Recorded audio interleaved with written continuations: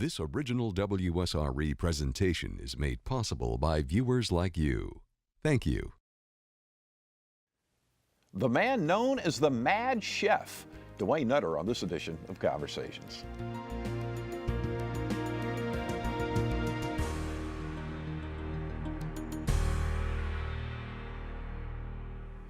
Chef Duane Nutter is a unique recipe himself, a well-respected chef and a comedian.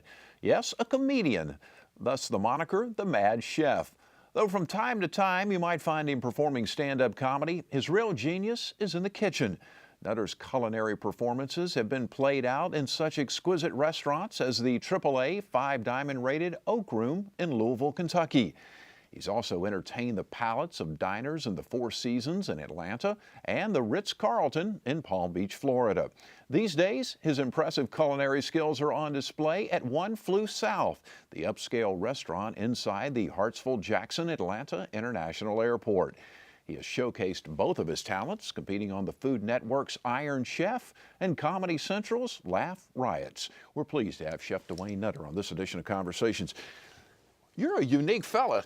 Comedy and cooking. How did that come about? Well, I noticed a lot of chefs took smoke breaks. I usually just take a comedy break. So what would you do? No, I really just had a notebook next to my prep list, and anything funny that I thought was happening around or a situation, I'd say, okay, I'm going to go try to do this on stage. I grew up watching, I would say, Sesame Street, and what else was really good that got me involved? The Swedish Chef on The Muppet Show. Okay. And Fozzie Bear were my two favorite characters. Okay. I said, I'm going to do that when I grow up. Now, did you, well, you know, I guess now that I think about it, though, it's not totally out of line for chefs and comedians. I think about, like, for example, years ago, and you're from Louisiana, Justin Wilson. Yes. Who was the PBS yes. chef.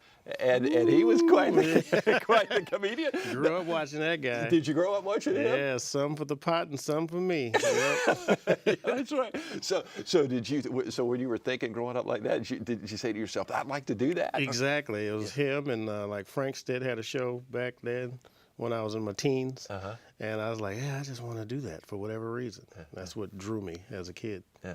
So at what age were you when you first really said, "I want to be a chef"? Oh, probably what are you when you're in like 9th grade? It's going to be about 14. 14, 15. When I really solidified it, probably my sophomore year, I saw the chef I decided I wanted to work for. I saw this guy on TV cooking. I think it was a 1988 culinary competition going to Frankfurt, Germany, culinary Olympic team. And there was one African-American chef just in the background, just running around cooking. I was like, okay, now that's the type of cooking I want to do. And then I just tracked him down, and then I ended up getting a job with him after I graduated out of high school. What was his name? Daryl Evans. Okay. And where did you start working for him? Back then, it was called the Occidental Grand Hotel, and then the Four Seasons came and purchased it. Okay, okay. So, yeah, right there on, what was that, 12th? Peachtree in Atlanta, yeah. Okay, in Atlanta then, okay. So, I mean, you just cold called him and said, hey, I want to work for him? Cold called him. Is that right? Yeah, after tracking him down in magazines, and the Chefs Association wouldn't want to give out the phone numbers, and then I think he won the bacon competition or pork competition, beat Bobby Filet. I'm talking this is a long time ago. Right. And then where he worked was there, the Pork Council on the page. And I cold called him. I think it was Anthony's restaurant he was working at the time. Okay. And then he said, yeah, come on down. So I just worked 2 jobs. I worked I did a pastry apprenticeship, and then I was working on a line at an Italian restaurant, saved all my little money, got me a plane ticket, and I flew down there and told him where I was. I stayed at a Motel 6. In Atlanta? In Atlanta. He came and picked me up, drove me around, showed me where he worked, who he trained under, took me to lunch. About 6 months later, kept saving, and I put everything in my 78 Cadillac, and I drove down to Georgia when I was 20 years old. Is that right? And he hired you? And he hired me after I had to do a cooking test. What was that? I was like, I just sold everything. What you talking about? Yeah, okay. It was a mystery basket. Some people do it. They don't do it too much these days. But I remember, because this is how where I got my start. It was, I think it was like 2 shrimp, piece of coho salmon, and like a piece of chicken or something. And they showed you around the kitchen, gave you like an hour and a half to make 4 dishes. And then I like, oh, okay. Now that's before you get hired. They want to see your cooking skill or your cooking level to decide where they might place you in the kitchen. Gotcha. Or if you even worth the time to go further. So what'd you cook? What'd you I come up cooked, with? I think I did like a little trio because I was supposed to make 4 different dishes, and he was impressed I made 4 dishes just with the amount of food he gave me. Oh, okay. So I did like a little trio with a little rice pilaf, and then I made a soup. So then I made 4 soups, and then he was like, oh, you throw a soup in on me, okay. Yeah. And then I kept all my waste, didn't throw it away. I did like ACF competition rules. And then prep list, wrote out a menu, and then he was like, okay, and brought me in, and they said, okay, this is what I have available. And I ended up working Garde Manger. Great, great. You know what I think the great thing about that story is the simple fact that you kind of saw what you wanted and you went after it and cold called, and just the being persistent part. Yeah, the magazines, going to libraries, before internet. Right. And tracking down stuff and where he's been, what he's been doing, and all that type of stuff from TV interviews and whatnot. Right. And then just calling one day and actually getting them, besides leaving a message. Yeah. And then it was him or Patrick Clark at the time. They were pretty big African-American chefs. Neat. Are we starting to see more and more African-American chefs get in the business? Yeah, we were always there. I think there's more, I would say, getting in front of the camera. It's been in our culture, it's always a service thing. So when you was younger saying you wanted to be a chef, it wasn't like it is now. It was in the back of the house. You got to go to the back to eat. And it wasn't until it became a profession. And then when that happened, a lot of us started to go to school to be doctors and lawyers and all that thing. And then it was like, why would you want to be in the service industry? We did that for years and years and years as a culture. And now it's like turned all the way around. There's TV shows, as you know. There's major marketing deals. It's almost like chefs have kind of turned into rock stars these days. I don't know how that happens, because I don't know no rock star working on a hot water heater, working the line, doing a P&L report. I don't know where that's happening. But I can see how I can get mixed up. Well, so you don't think Beyonce does that? No, I don't think she does that. I don't think Jay-Z's doing that. You don't think it is? I can't see Kiss, nobody doing that stuff. No. So, I fed some of them. I just don't see them doing it. Yeah. But what I guess what I'm saying is that the celebrity profile has been raised, and more people want to become chefs, and I'm just curious, what do you think's driving that? It has to be TV. Yeah. I mean, you flash it on the screen and people think it's romanticized and they want to do it. Right. And it's good on one end and then it's bad on the other end, because you have people with no fortitude, because this is a hard business. It's long hours. Right. People getting cut, people getting burned. You got to clean up. People losing limbs and fingers. And it's dangerous back It's there. dangerous. And then everybody's a critic. Everybody got a camera phone. Everybody, You don't have tough skin. If you don't really love it, you don't really last. Yeah. What is it you love about it? I like the energy. I like the creative process. I guess like directors and movie people and anybody who use that part of their brain to make a living, it's the process of the creation that I really like, of coming up with the dishes and the flavor combinations and studying techniques. And that's the other thing. A lot of young guys ain't nerds no more. They don't like to get into the meat of it. Right. And you really got to break this stuff down to have a point of view. Right. What's your process like? When you want to come up with a new recipe, you want to do something different, take me through the process. Lots of times stuff is spontaneous.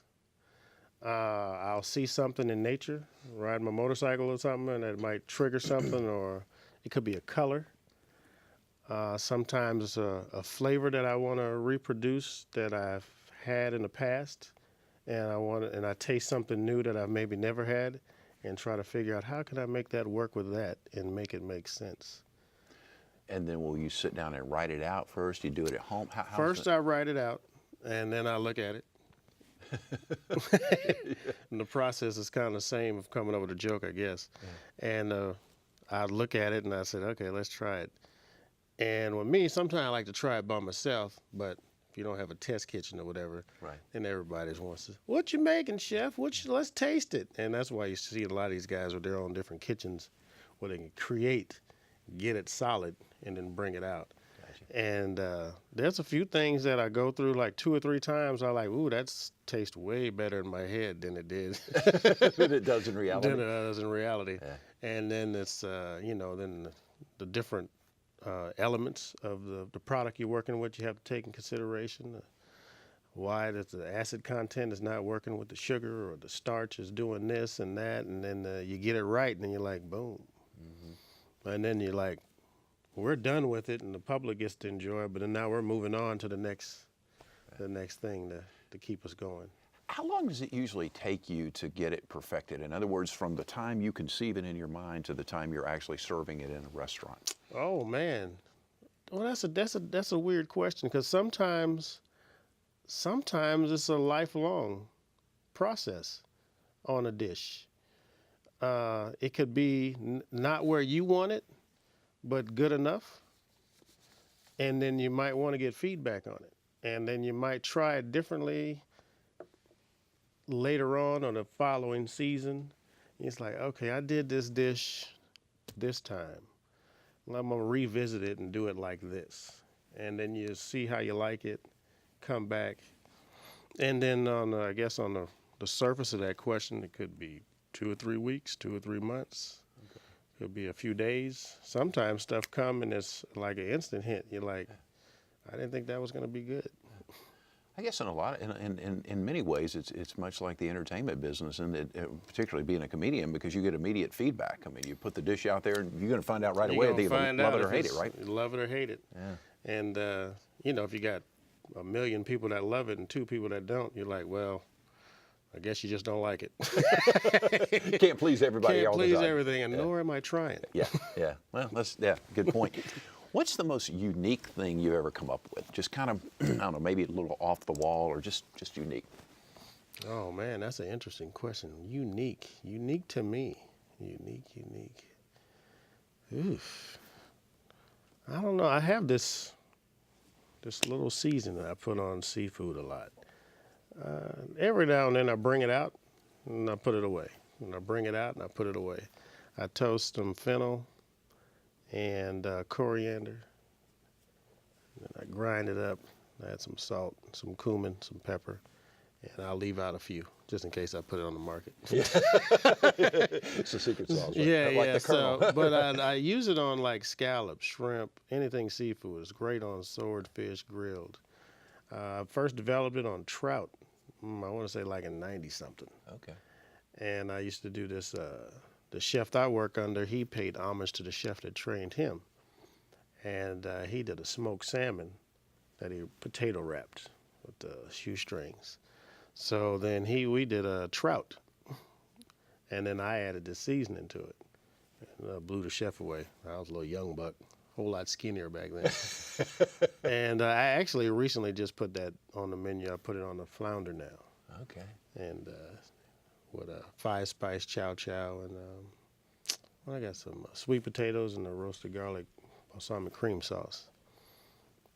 So that's a little different. Well, I read something that you one time, and I think you may have come up with this at the Oak in Louisville, Kentucky, mm-hmm. where you put a different, shall we say, spin on fish and chips.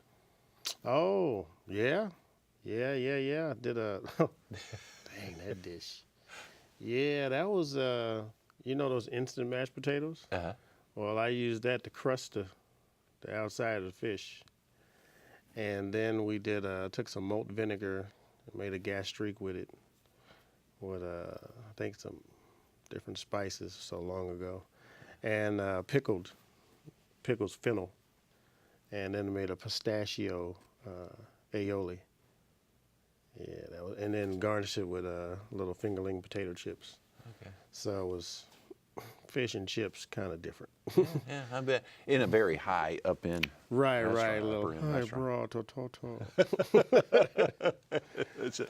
Now, you're cooking now at a place called One Flew South, which is inside Hartsfield-Jackson Atlanta International Airport, and you're over in the which section, which part of the airport? E and F are considered international Right.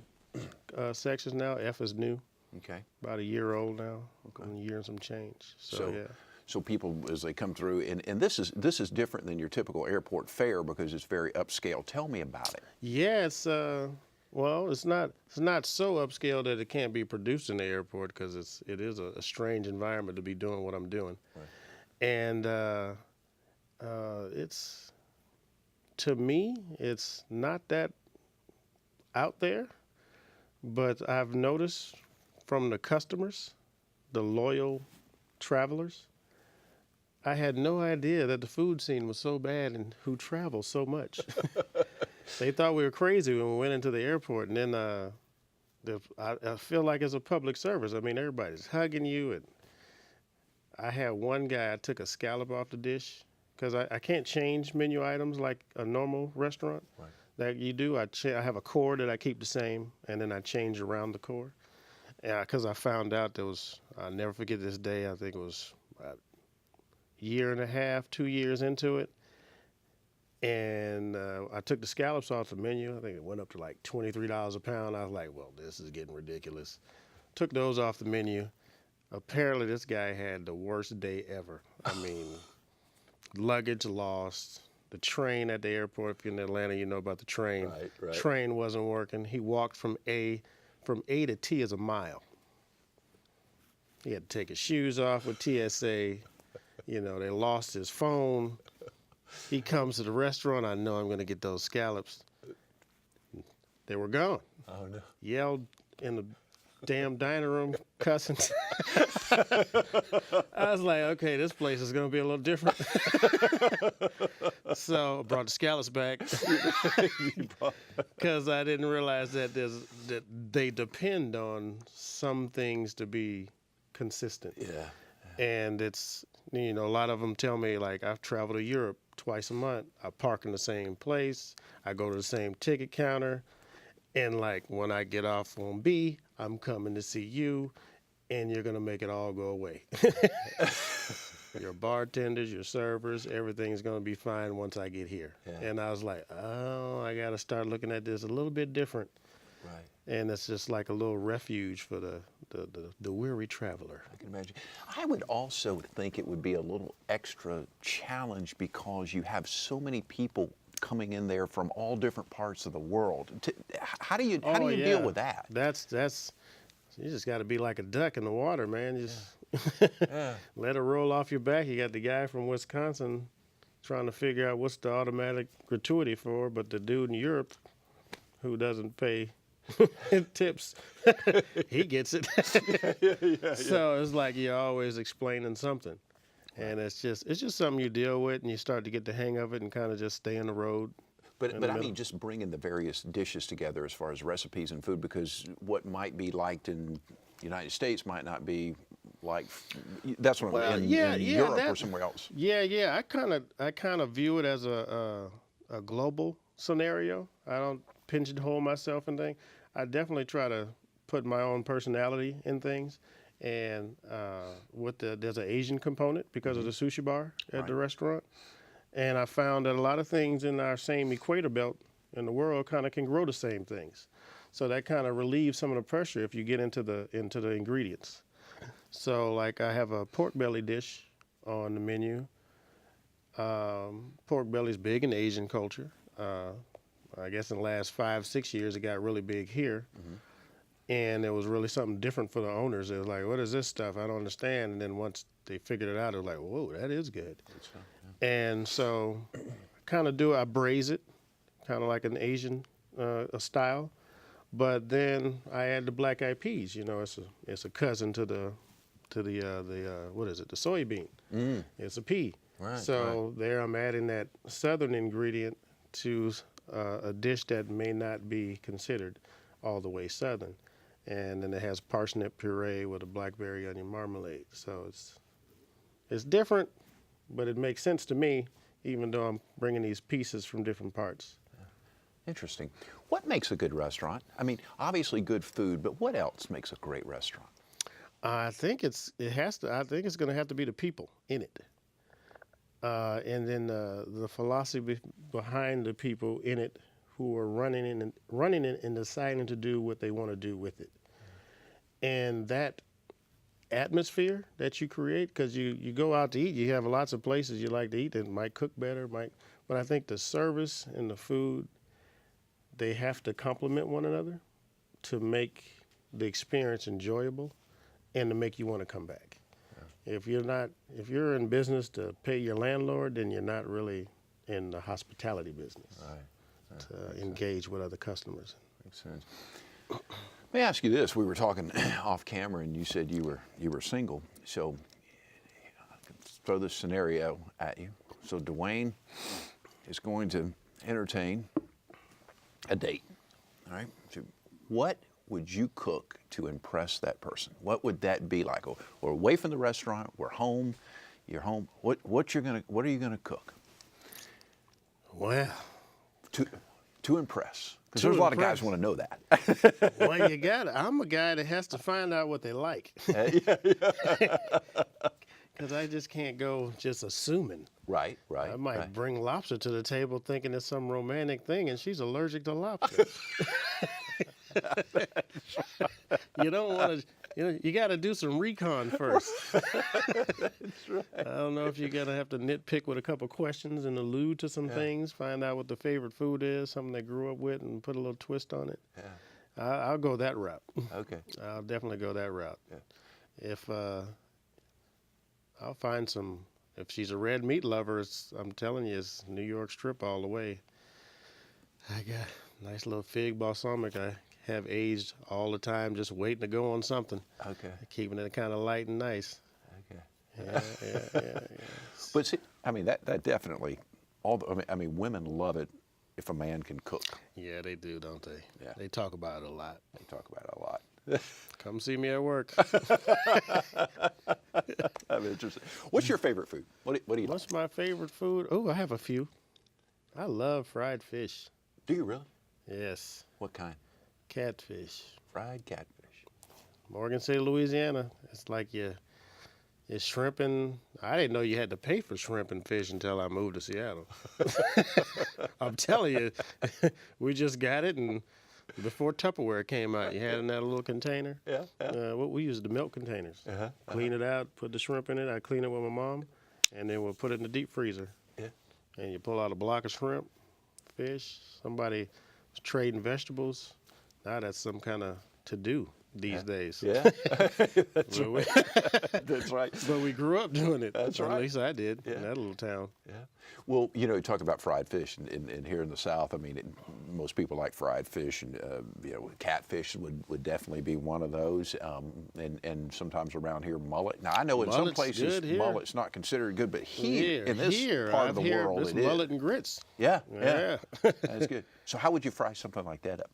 Oh man, I just simple cornmeal, salt and pepper, maybe a little garlic powder. Pick your favorite hot sauce. Get you a beer or something. Kick back. Is a game on? If you like racing, do that. Yeah. Any one of those. That's a good Saturday afternoon, isn't it? The first thing I learned was an egg. Now, I love me an egg sandwich. Yeah. How would you cook that? Mom I'll go over medium if I'm going to go in the sandwich. If I'm going to have breakfast, I got to have it over rare. Got to have that yolk doing its thing. Sometimes I go for the scramble, but an egg anyway. Boil if I'm in a hurry, trying to get to the gym. Yeah. Give me a couple of eggs, a little smoked salt. Yeah. I grew up now. It used to be regular salt. Now I got smoked salt. I just have a few minutes left. What's the future look like? What are your plans for the future? What would you like to do? Well, I guess I put my mark on the airport scenario. We got a nice little James Beard nod. First time in the history of an airport restaurant. So that was kind of cool. Yeah. So it's time to get myself back on the street, see my regular folks. I don't know. I know my traveler's going to be upset, but we're going to ride this lease out and see what happens, and then you'll be hearing from me. Okay. You mentioned James Beard. For people who don't know, what does that mean? That's a big deal in your industry. Yeah, it's kind of like the Oscars for the old cooking brigade and the hospitality industry. Okay. And I was thoroughly shocked and surprised and honored to know that we made the list. That's great. From being an airport restaurant. So great. That's neat. What about comedy? You going to continue to do that some? Oh yeah. I've been writing. I have been spotted in a few clubs. When I first started out, my hair's different, so people are like, that guy looks familiar from like 10 years ago. Yeah. And I've been snooping around in the back trying to get my act together, and I'm just gonna talk about the kitchen life. Yeah. A lot of funny stories, huh? Lots of funny stories, especially in the airport. Woo! Need a whole nother segment for that. I can imagine. I can imagine. Well, do you have a website people can track you down on? No, actually I don't. But you can track me. You can keep up with me on Facebook or Okay. Twitter. Okay. I am Chef Duane Nutter on Twitter, Okay. and then that's Chef D Nutter on Instagram. Wonderful. And you follow me around. Sounds great. Pleasure meeting you. Pleasure's mine. Duane Thanks. Nutter. He's executive chef. One flew south, Hartsville, Jackson, Atlanta International Airport is where his restaurant is these days. Appreciate him joining us today. You can see more of our conversations, by the way, online at WSRE.org/conversations. And we're also on YouTube as well as Facebook. Thank you so very much for watching. I'm Jeff Weeks. I hope you enjoyed the broadcast. Take great care of yourself, and we'll see you soon.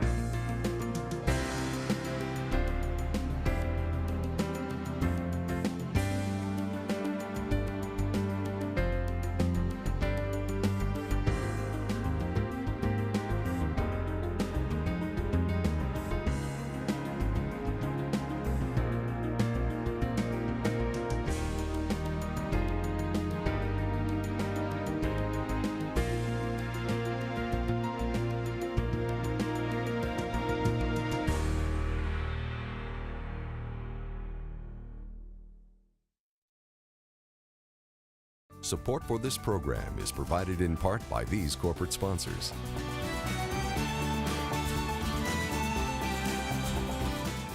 And by viewers like you.